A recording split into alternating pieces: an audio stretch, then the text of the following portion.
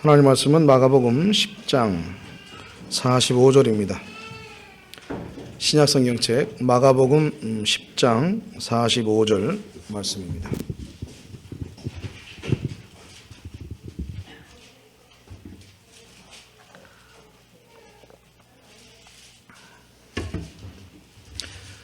다 찾으셨으면 마가복음 10장 45절 말씀을 우리가 한 목소리로 같이 봉독하도록 그렇게 하겠습니다. 인자에 온 것은 섬김을 받으려 함이 아니라 도리어 섬기려 하고 자기 목숨을 많은 사람의 대속물로 주려 함이니라. 아멘. 참 오전 말씀을 하나님께 감사합니다.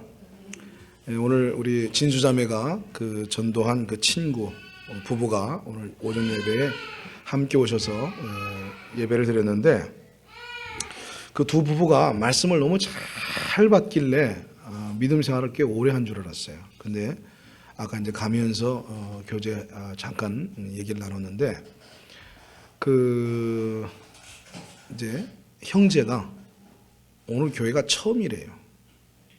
오늘 교회가 처음이랍니다. 그러니까 오면서도 자기는 그 예배 안 드리고 그냥 차에 있겠다고 그렇게 하고 왔다는 거죠. 근데 이제 오늘 와서 말씀을 들으면서 굉장히 말씀을 잘 받았어요. 저는 아주 그냥 오랜 믿음이 있어서 말씀을 잘 받은 줄 알았더니 그게 아니었어요. 그러면서 본인이 뭐라고 얘기했냐면, 목사님 오늘 말씀 너무 재밌게 잘 들었습니다. 그리고 자기는 얼마 전에 지금 오늘 목사님 말씀하신 그 주제를 가지고 자기 부인에게 질문을 했다는 거예요. 근데 그 형제 말로는 대답을 못하더라가 아니라 대답을 안 해주던데요. 그랬어요. 근데 오늘 그 말씀을 통해서 자기가 확실하게 알게 되어졌노라고. 그러면서 앞으로 또 다음에 뵙겠습니다. 그렇게 할렐루야. 그래요. 그러니까 덮어놓고 예수 믿는 사람하고 그래도 생각을 가지고 예수 믿는 사람은 다른 것 같아요. 그러니까 이미 관행화되어져 있는 사실들을 그냥 받아들이고 수용하는 사람하고 자꾸 생각하면서 연구하는 사람들하고는 확실히 틀리다. 그런 거를 알 수 있었어요. 여러분은 생각하면서 예수 믿는 사람들이기 때문에 오늘 저와 함께하는 줄 믿습니다. 할렐루야. 자, 이제 오전에 던진 이슈가 그거였습니다. 예수님을 통해서만 얻을 수 있는 그것이 기독교의 본질이다. 믿음의 본질이다. 예수님을 통하지 않고 다른 것을 통해서도 얻을 수 있다면 그것은 기독교 신앙의 본질일 수가 없다. 그것을 말씀을 드렸어요. 그러면 오직 예수님을 통해서만 얻을 수 있는 것이 뭐냐? 그리고 또 하나님도 예수님을 통해야만 줄 수 있는 그것이 있다고 말씀을 드렸습니다. 예수님을 통하지 않으면 하나님은 우리에게 거저주고 싶어도 거저줄 수 없는 것들이 있다고 그랬어요. 그 이야기는 굉장히 강력한 표현입니다. 그죠? 그럼 그것이 뭐냐? 그게 뭐라고 그랬어요? 구원이라고 그랬습니다. 구원. 구원. 그러면 구원이라는 게 뭐냐 하는 거죠. 구원이 뭡니까? 구원. 원래 이 구원이라는 말 자체가 어떤 위험으로부터, 그죠? 어떤 곤경으로부터 건져내준다라는 말이 구원이라는 말이에요. 그러면 예수님을 통해서만 우리가 구원을 받을 수 있다는 얘기는 우리가 지금 예수님으로 말미암지 않고는 헤어나올 수 없는 어떤 곤경에 사람이 처해 있다는 것을 전제하고 있는 겁니다. 그렇죠? 이 바로 전제. 이 전제를 여러분들이 바르게 이해를 해야 된단 말이에요. 그러면 예수님으로만 해결받을 수 있는 인류의 곤경, 인류의 문제, 그게 뭐예요? 그건 지난주에 말씀드렸듯이 죄입니다. 죄예요. 죄의 문제는 예수님 외에는 다른 어떤 것으로도 해결받을 수 없는 문제예요. 예를 들어서 부자가 되는 문제는 오전에도 살펴봤지만 예수 안 믿고도 얼마든지 부자 될 수 있는 길이 있어요. 병 고침 받는 문제도 예수님 아니고도 얼마든지 병 고침 받는 길이 있다고 말이에요. 그러나 이 죄의 문제를 해결받을 수 있는 길은 예수님 외에는 다른 어떤 것도 없다는 얘기입니다. 그래서 성경은 모든 사람이 죄를 범하였음에 하나님의 영광에 이르지 못하였더니 라고 분명하게 말씀하고 있죠. 모든 사람이 죄인입니다. 믿습니까? 모든 사람이 죄인이에요. 그래서 모든 사람이 죄인이기 때문에 이 죄인된 인간은 스스로 구원할 길이 없는 겁니다.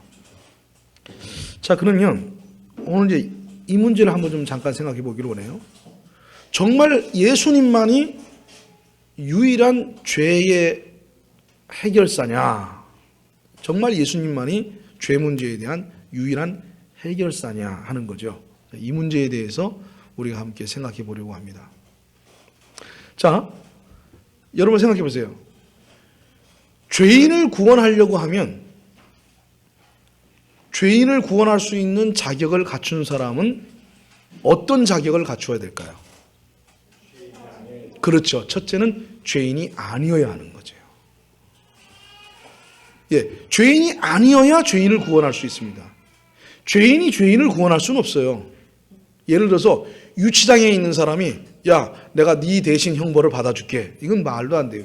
지가 받을 형벌이나 제대로 받아 임마. 그러니? 네가 받을 형벌이나 임마 제대로 받아. 그러니까 지 죄로 인해서 지가 형벌을 받으면서 누가 남의 형벌을 대신 받아줄 수 있겠냐 그 말이에요. 그러잖아요. 그래서 동일한 죄인은 동일한 죄인을 구원할 자격이 없는 겁니다. 그러면 인류 가운데 죄 없는 사람이 누가 있냐 그 말이에요. 죄 없는 사람 아무도 없어요. 여러분 석가모니가 죄가 없을까요? 공자가 죄가 없을까요? 아닙니다. 죄 없는 사람은 아무도 없습니다. 모든 사람이 다 죄인입니다. 죄인은 크게 두 가지 종류가 있어요. 죄인은 크게 두 가지 종류가 있는데, 자, 첫 번째 죄의 종류가 뭡니까? 첫 번째. 응? 원죄. 원죄가 있어요. 자, 오늘 우리 생일을 맞이한 형제들, 자매들, 한번 대답을 좀 한번 해봅시다. 원죄가 뭐죠, 원죄? 예. 예. 아담으로부터, 우리 인류의 조상인 아담으로부터 유전된 죄를 일컬어서 원죄라 그렇게 말을 합니다. 원죄.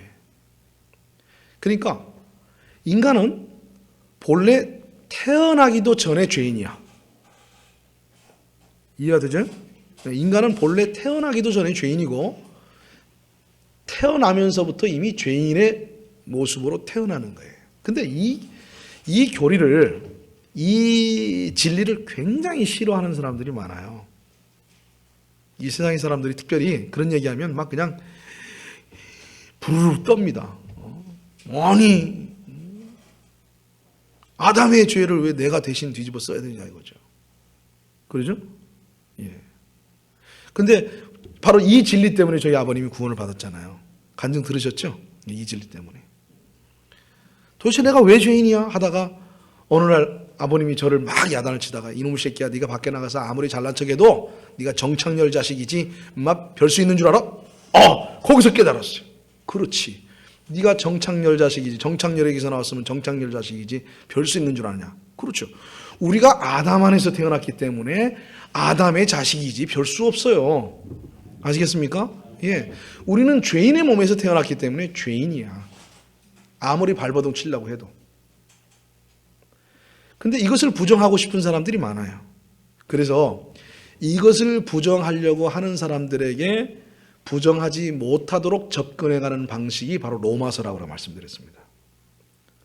자, 로마서에서 모든 사람이 아담 안에서 죄인이 되었다는 이야기가 로마서 1장에서부터 언급된 것이 아니고 어디에서 언급되어 있어요? 로마서 5장에서 언급이 되었어요.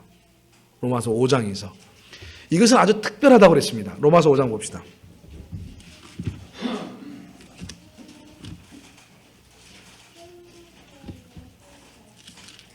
자, 로마서 5장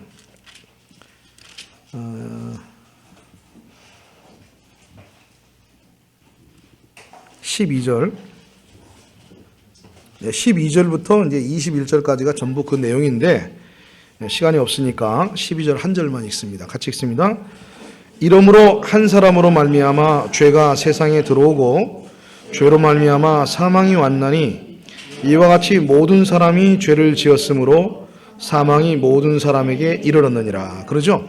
예, 한 사람으로 말미암아 죄가 세상에 들어오고 그 죄로 말미암아 사망이 왔어요. 이와 같이 모든 사람이 죄를 지었으므로 사망이 모든 사람에게 이르렀느니라. 예, 한 사람 아담으로 말미암아서 모든 사람이 죄를 범한 죄인이 되었다라는 얘기가 로마서 5장 12절입니다. 근데 이 로마서 5장 12절은 로마서 1장에서부터 이야기해온 바울의 결론이에요. 사실은 바울은 이 이야기를 먼저 하고 싶었어요. 자, 인류는 모두 아담 안에서 태어났기 때문에 죄인이다. 이 이야기를 먼저 하고 싶었는데 이 이야기를 들으면 알레르기 반응을 보이는 사람들이 많다니까요. 무엇이? 너무 억울하다. 그럼 내가 죄인이 된 것은 내 책임이 아니라는 얘기인데 그럴 수 있느냐? 그리고 나는 아담과 같은 그런 죄인은 아니다. 이렇게 자기 자신은 그래도 꽤 괜찮은 존재인 줄 아는 그런 사람들이 있단 말이죠. 그래서 바울은 로마서의 구조를 역행으로 간 겁니다. 역순으로 간 겁니다. 어떻게 역순으로 갔느냐면, 자, 이 세상에 있는 모든 사람들이 과연 선한지 우리가 한번 검토해보자 하는 거예요. 자, 이 세상에 죄 없는 사람이 있느냐? 아무도 없다. 우선 하나님을 안 믿는 사람들을 살펴보자. 그게 로마서 1장의 내용입니다. 하나님을 안 믿는 사람들의 삶의 특징이 뭐냐면 하나님을 마음에 두기 싫어하기 때문에 그들은 어떻게 한다고 그랬어요? 온갖 부패를 다 행한다 그랬어요. 그러면 하나님을 마음에 두지 않는 이유가 결국 무엇 때문이냐면 내 마음대로 죄 짓고 싶어서 하나님을 가슴에 두지 않는다는 거죠. 그게 로마서 1장의 강조점입니다. 그러니까 하나님을 마음에 두지 않으니까 자기 마음대로 살아가는 거. 보세요. 로마서 1장. 자, 24절 보십시다. 그러므로 시작. 그러므로 하나님께서 저희를 마음의 정욕대로 더러움에 내어버려 두사 저희 몸을 서로 욕되게 하셨으니 이는 저희가 하나님의 진리를 거짓 것으로 바꾸어 피조물을 조물주보다 더 경배하고 섬김이라. 주는 곧 영원히 찬송할 이시로다. 아멘. 예. 여기 보니까 하나님께서 저희를 마음의 정욕대로 더러움에 내어버려 두셨다. 예. 하나님을 마음에 두지 않기 때문에 이제 그 20절, 21절 보면 이제 그 하나님을 마음에 두지 않는 사람에 관한 얘기가 나옵니다. 이 하나님을 마음에 두지 않기 때문에 하나님께서 그들을 그냥 내버려 뒀다는 거예요. 하나님이 여기 어떤 역할을 할 필요가 없었어요. 사람이 악해지는데 하나님이 개입할 여지가 없습니다. 하나님이 악을 행하고 죄를 행하는 사람이 죄를 행하고 악을 행하는데 하나님이 개입할 여지가 없어요. 그냥 가만 내버려 두면 어떻게 되죠? 예, 죄를 범하는 존재가 되어진다 그 말이에요. 그래. 그래서 하나님을 의식하지 않는 사람들의 마음 속에는 부패한 마음이 자리를 잡고 있습니다. 부패한 마음을 자리 잡고 있습니다. 자, 그러면 2장에서는 무슨 얘기를 하고 있냐면 2장 1절 보십시오. 그러므로 남을 판단하는 사람아 물론 누구든지 내가 핑계치 못할 것은 남을 판단하는 것으로 내가 너를 정죄함이니 판단하는 내가 같은 일을 행함이니라. 자칭 성인군자, 즉 도덕적이고 윤리적이라고 생각하는 너희도 또한 똑같은 죄인이다 하는 얘기가 로마서 2장의 핵심 주제입니다. 로마서 1장의 주제는 뭐라고요? 하나님을 마음에 두지 않는 사람의 부패성을 말하고 있고 로마서 2장의 주제는 남을 옳고 그름에 의해서 판단하는 사람, 즉 꽤 자기가 윤리적이고 도덕적이라는 사람, 이런 사람에 대해서 너 또한 죄인이다 하는 거예요. 왜냐하면 늘 남은 비판합니다. 남은 판단합니다. 아유, 사람이 왜 저렇게 행동을 해? 저런 못된 마음을. 그러면서 자기는 남을 정죄하고 판단함으로 마치 의로운 사람인 것처럼 행동하지만 실제로 그의 생활을 보면 남을 판단하는 그 행동을 자기가 고스란히 하고 있다는 거예요. 이것이 바울의 논제입니다. 여러분 실제로 그렇습니까? 안 그렇습니까? 그러잖아요. 정치가들 보세요. 똑같아. 이 정치가들이 하는 일 보면 맨날 야당 비판하고 여당 비판하고 맨날 그래. 근데 어떻습니까? 정권 딱 바뀌니까 똑같은 짓 하잖아. 뭐가 다릅니까? 예? 여러분, 우리나라 민주화 운동을 위해서 그렇게 애쓰던 민주화 세력이 우리나라의 대통령으로 우리나라의 정권을 뒤집었을 때 얼마나 많은 사람들이 정말 기대를 했습니까? 근데 그 민주화 세력의 대통령의 자제분들이 다 해먹었어. 그걸 다 거기 갔다 왔어. 이번에 또 조사받고 있어. 그러면 민주화 세력을 비판했던 세력은 어떤가? 오늘날 노무현 정권입니다. 노무현 대통령 정권. 그분은 시작하면서부터 그 형님이 해먹어. 똑같아요. 남을 비판하는 너나 그나 다 똑같더라. 이게 로마서 2장의 논제입니다. 실제로 보십시오. 남을 신랄하게 비판하는 사람들 보세요. 다 뒷구멍으로, 죄송한 얘기지만 호박씨 갑니다. 아닌 것 같아요? 다 그래요. 마찬가지예요. 그래서 저는 제일 집에 그 쓰레기통에 호박씨가 많은 집안이 목사들 집안이라고 생각합니다. 목사님들은 설교 시간에 얼마나 의롭게 아주 그냥 세상에 가장 최고의 가치와 최고의 도덕성과 최고의 인격성을 갖춘 것처럼 이야기하고 있지만 그 사모님들은 강대상이 좋사오니, 그리고 강대상에서만 의롭게 보이는 그 목사하고 살고 싶대잖아요. 아마 우리 사모님도 예외는 아닐 것 같아요.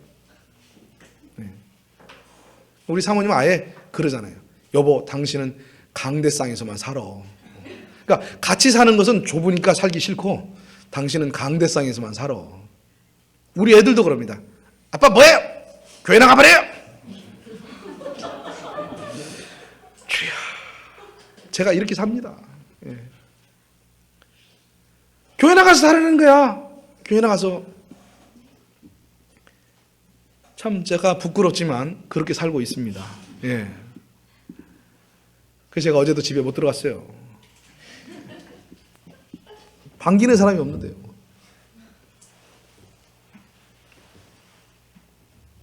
종교인들은 다를까요?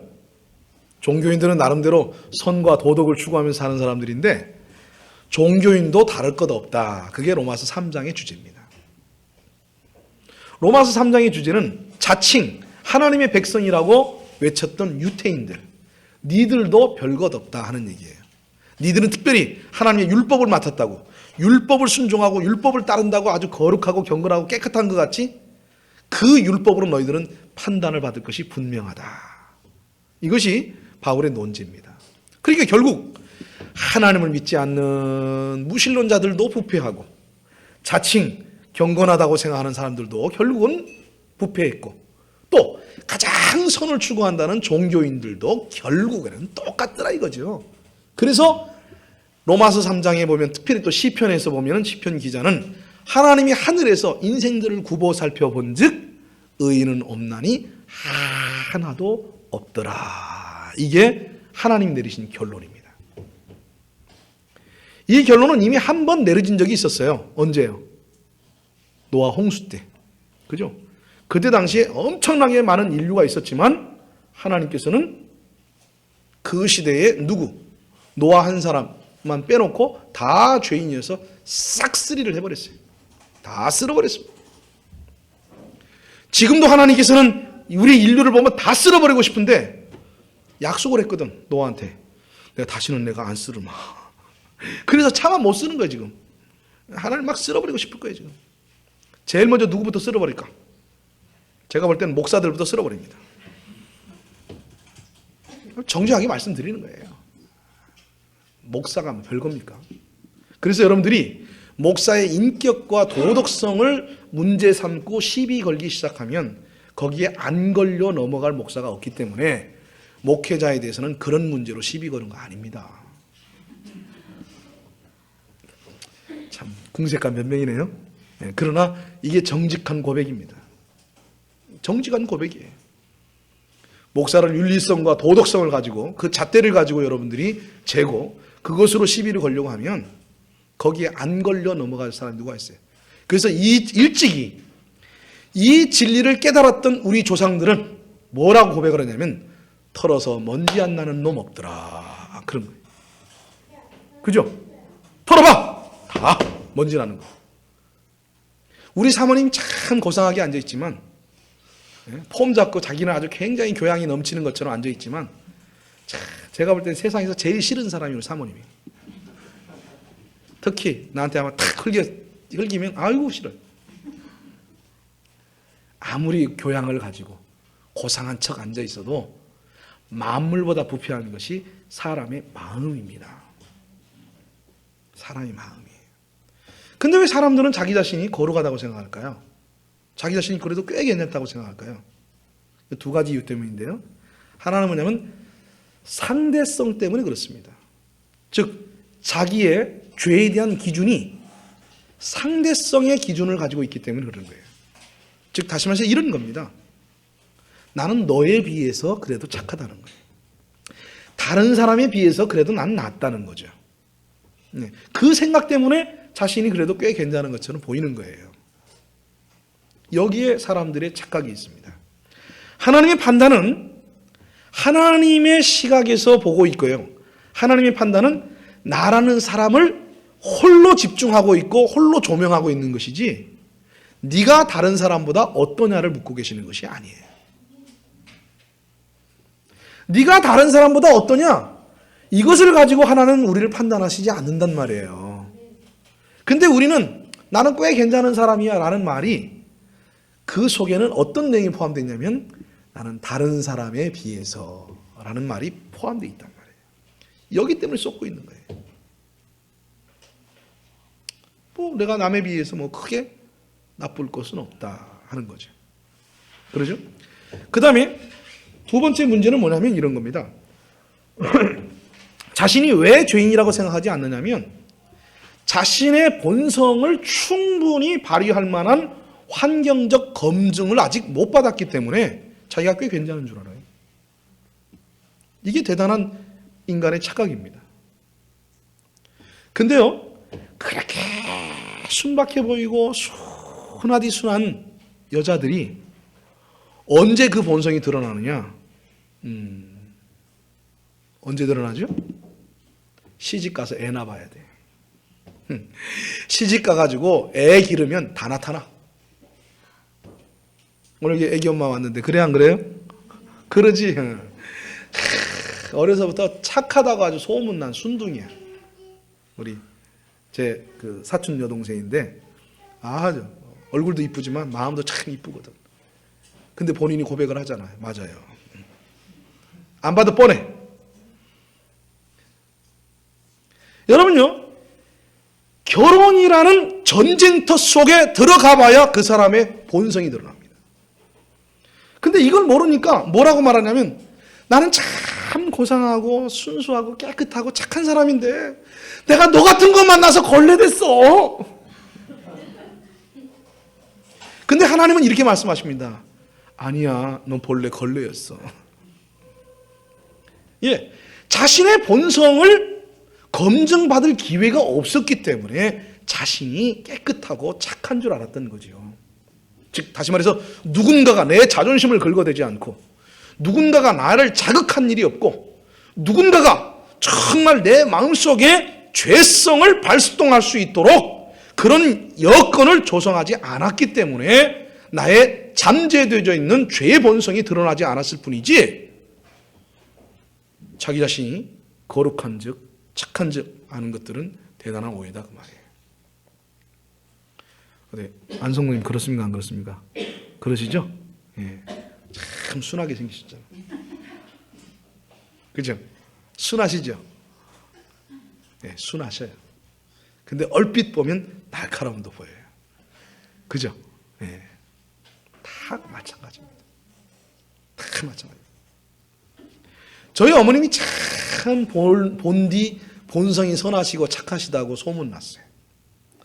근데 우리 아버님하고 이렇게 대화 나누는 거 보면 꼭 그런 것만도 아니에요. 그러시죠? 예. 우리 아버님은 우리 어머님 욕하는 거 싫어하십니다. 절대로 인정 안 합니다. 그러나 뭐 자식은 보는데 뭐, 그죠? 자식은 뻔히 아는데요. 아, 이거 왜 이렇게 했어요? 그럴 때 보면은 아주 그냥 호랑이가 바로 거기 있어요. 그래서 사람들은 쏟고 있는 거예요. 상대적인 선의 기준을 가지고 있고, 그리고 자신이 얼마나 죄인인가 하는 것들을 검증받을 환경적 상황에 놓여져 있지 않기 때문에 자신이 죄인이 아니라고 생각을 하고 있는 거죠.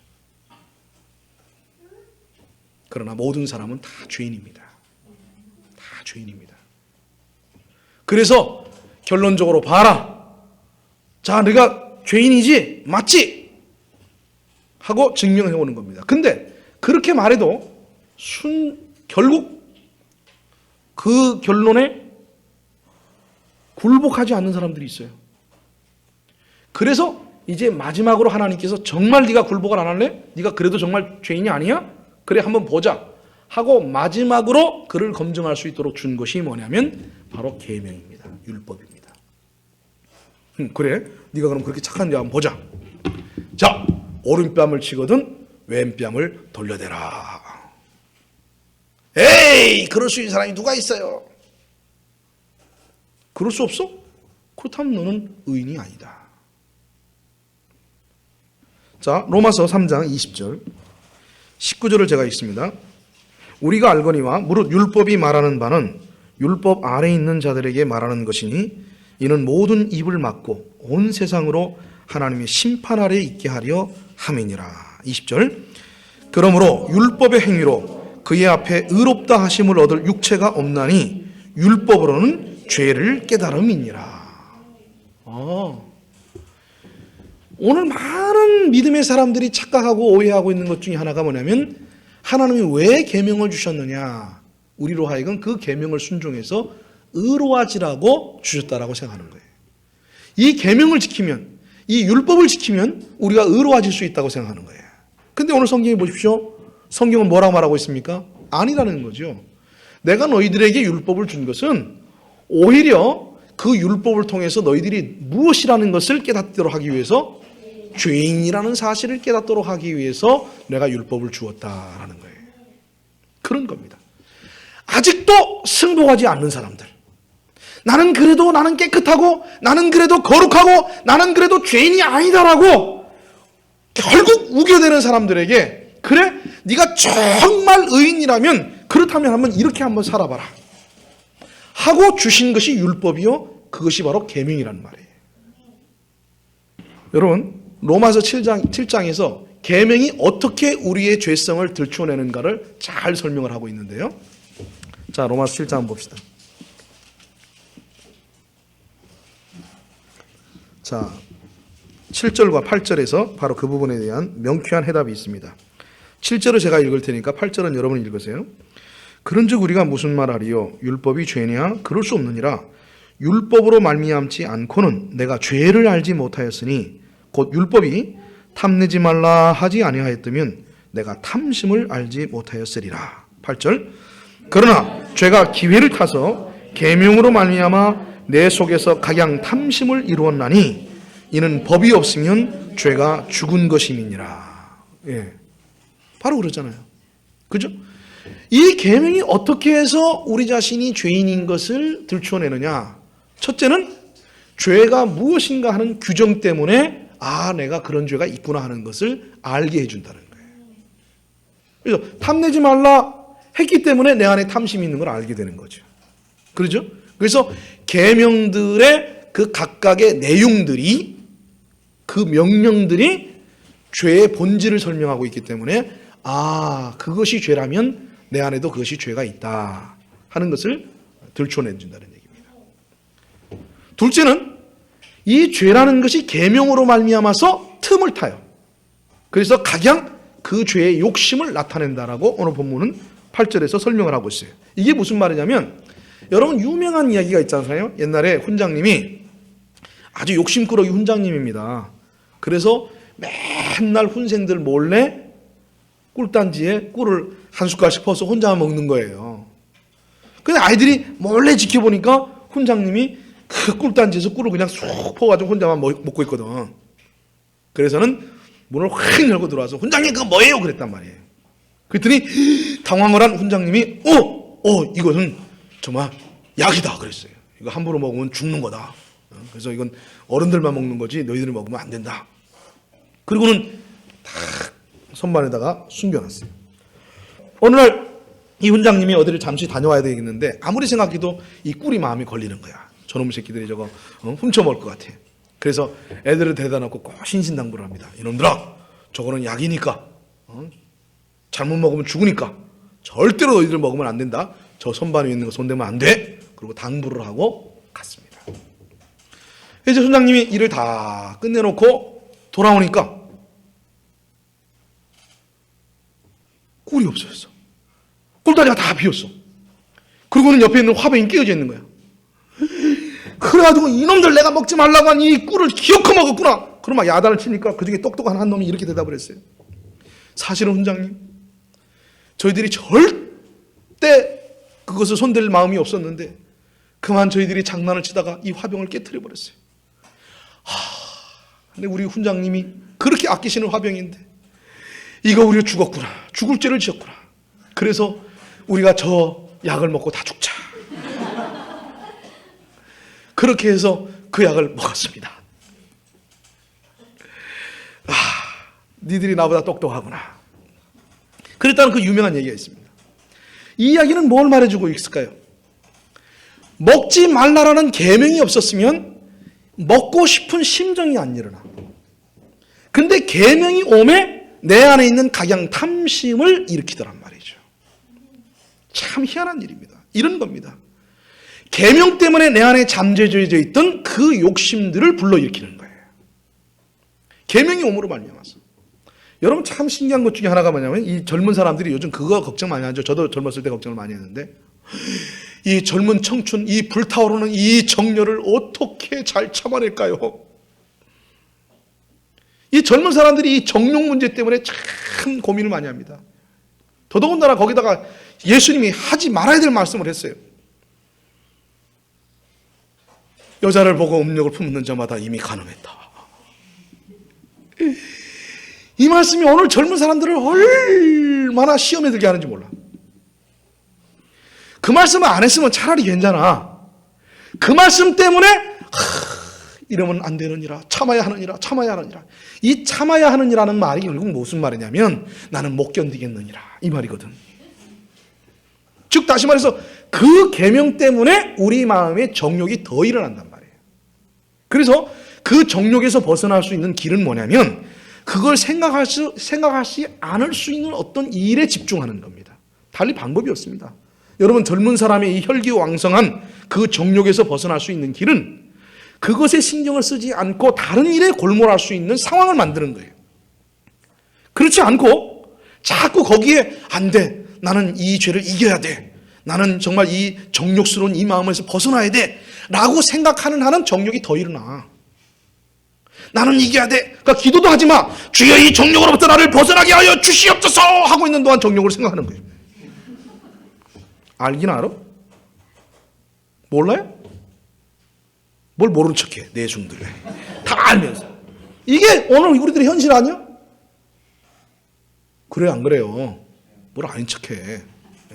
그렇다고 말이에요. 그래서 이 계명이 옴으로 말미암아서 우리 안에 있는 각양 탐심들이 그대로 들추어나지더라고 말입니다. 그래서 여러분이 성경은요 이론이 아니에요. 이건 교리가 아닙니다. 이건 현실입니다. 우리들의 삶의 모습을 그대로 비추고 있는 거울입니다. 거울이에요. 그래서 이런 결론을 통해서 봐라. 그래도 니들 중에 나는 이 원리와 이 원칙 속에서 죄인이 아니다라고 말할 수 있는 사람이 있느냐? 라고 바울은 반문하는 겁니다. 그랬더니 모든 사람들이 손을 들고 이렇게 말했습니다. 아닙니다. 우리는 죄인입니다. 우리는 죄인입니다. 그때 바울은 기회를 놓치지 않고 한마디를 더 합니다.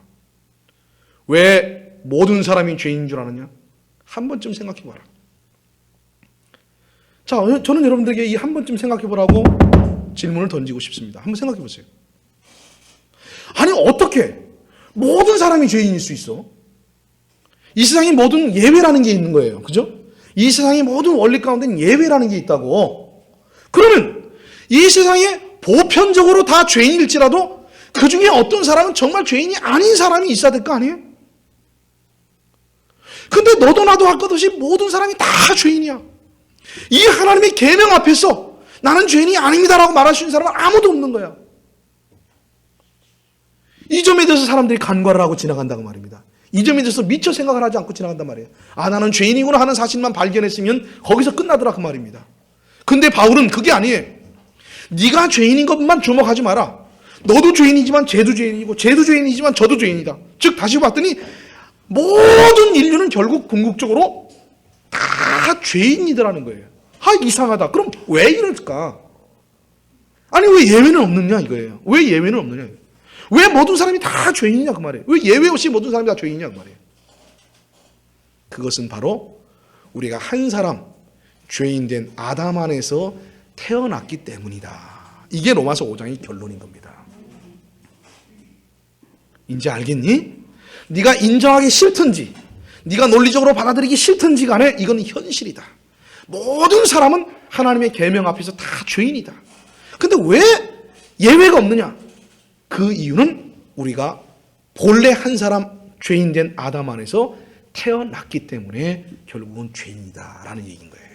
이게 로마서의 핵심 주제다 그 말입니다. 이해가 되시겠어요? 아하.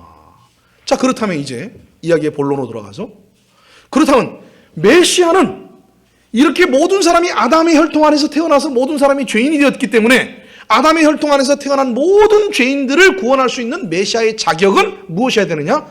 아담 안에서 태어나지 않은 사람이어야 된다. 즉 아담의 본질적인 죄를 물려받지 않는 자라야만 메시아로서의 진정한 자격이 있다. 이것이 성경에서 얘기하고 있는 겁니다. 자, 그러면 오늘 아담의 혈통에서 태어나지 않은 사람이 누가 있습니까? 석가는 아담의 혈통에서 태어나지 않았나요? 아닙니다. 모든 사람은 다, 모든 인류는 다 아담 안에서 태어났습니다.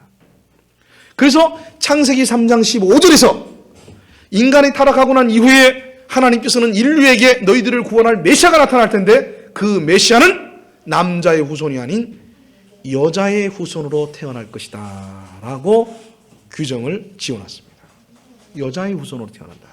그러면 여기서 언급하고 있는 그 여자의 후손은 결국 무엇이냐면 아담의 씨를 받지 아니하고, 즉 아담의 생명을 이어받지 아니하고 태어난 존재라야만 메시아로서 진정한 자격이 있다. 왜? 그는 아담의 죄의 영향을 받지 않은 자이기 때문에 라는 겁니다. 자, 이해가 되시겠어요? 왜 예수만이 유일하게 모든 인류를 구원할 수 있는 구세주로서의 자격이 있느냐? 그는 바로 부정모혈, 즉 아버지의 생명의 혈통을 물려받은 존재가 아니기 때문에, 오직 예수님께서는 여인의 몸에서 성령으로 잉태되어 태어났기 때문에 라는 말이에요. 그래서 예수님만이 유일하게 인류를 구원할 수 있는 자격을 가지고 있는 거예요. 이해가 되셔요? 할렐루야. 오늘날 많은 사람들이 이 사실을 모르기 때문에 예수의 절대성에 대해서 수긍을 하지 않는 거예요. 예수님의 절대성. 그래서 예수님이 묻잖아요. 자, 너희들은 나를 누구라고 생각하느냐? 그리고 이 세상에 있는 모든 사람들은 나를 누구라고 생각하느냐? 하고 예수님이 한 번은 제자들에게 물었단 말이에요. 그랬더니 어떤 이는 선지자 중에 하나라고 얘기합니다. 어떤 이는 예레미야라고도 하고 어떤 사람은 또 엘리야라고 하기도 하고 그렇습니다. 그래? 그러면 너희는 나를 누구라고 생각하느냐? 하고 예수님이 제자들에게 묻습니다. 그때 말을 빨리 하기로 소문난 그 베드로가 잽싸게 그 말이 떨어지게 하면서 주는 그리스도시요 살아계신 하나님의 아들이시니이다.